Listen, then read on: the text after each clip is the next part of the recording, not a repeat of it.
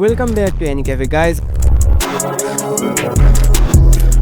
And we have another banger of an episode from ReZero, and this might be the final time I'm saying it, but still, this is the best episode of the whole season 3 so far. In this episode, Regulus Cornelius finally hit the dust after witnessing the rise of Reinhardt. So much happened in this episode. Reinhardt witnessed interstellar IRL, Emilia turned into Hippo, Regulus digs up a hole and get inside it, which is apparently the only hole he's ever been in. And the reason for that is his wife's rather fuck a ground dragon than him. Even white number 184 Sylphie couldn't cure his erectile dysfunction. Crunchyroll did another fuck up this week. Apparently Regulus, who is the Synarch Bishop of Pride instead of Greed, says, how do you people have the authority of greed, implying that Subaru and Emilia now have his authority. At this point, I think that Crunchyroll is doing it willingly, maybe they just hate ReZero. Anyway, in this episode, the first time in 100 years, Regulus felt pain, and Emilia doing JoJo defense while going full Hippo was just awesome. I love how she delivered 56 punches to him, which was so satisfying to watch. So now that Regulus is dead and the penis is already out of the pants, I mean,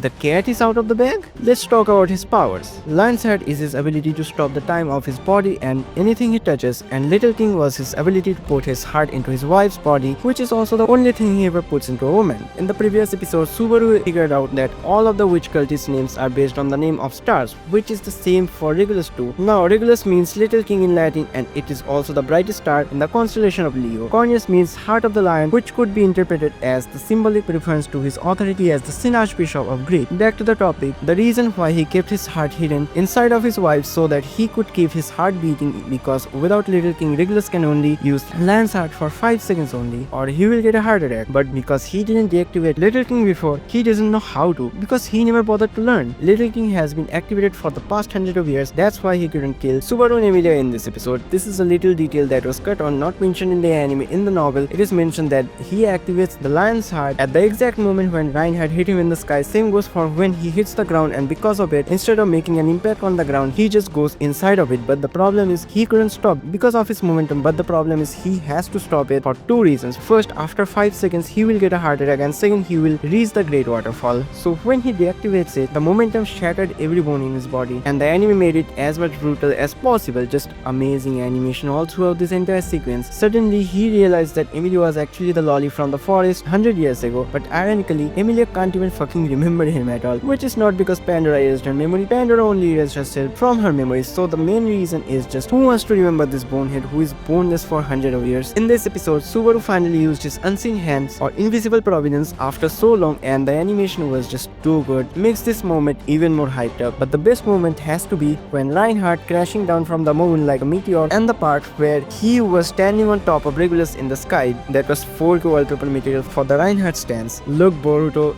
that's how it's done. The anime made a very interesting choice here, where they show the moon is round when the world of ReZero is actually flat. Before I start talking about the cut contents, I mean more cut contents other than the things that I've already mentioned. Yeah, there's more. Before this, I wanna mention this little scene where his dead wives are smiling at him, which was kind of like a protest against him after all of his tortures that those wives have to witness. That was one of the most darkest scenes in this episode. And now for the cut contents. A lot of Regulus's dialogues have been cut, which was a very obvious thing because it could have been a 2-hour episode of him just yapping and yapping. But there's another very interesting thing they cut out, was that Regulus mentioned about his family here. Before he became the Synarch Bishop, he had a normal life in the village with his family. He had a father with a drinking problem, but he used to buy presents for Regulus every once in a while. His mother had the habit of complaining a lot, but she used to apologize to him because she knew it was troubling him. His brother used to share food with him, although he mentioned they were selfish. And after he got his powers, he immediately killed everyone. He massacred the whole village and town and destroyed the whole country. I can't believe we got only 4 episodes left. Wrath and Greed, or according to Crunchyroll, Lust and Pride, have been defeated. Next we are gonna witness the most emotional fight. I'm talking about Wilhelm and Theresia. And there's also the fight of Kurgan and Garfield, so I already can't wait for the next episode. Hope they don't cut out much contents. Also now I'm kinda looking forward to what kind of fuck up will Crunchyroll do next week. So that's about it. Thanks for watching.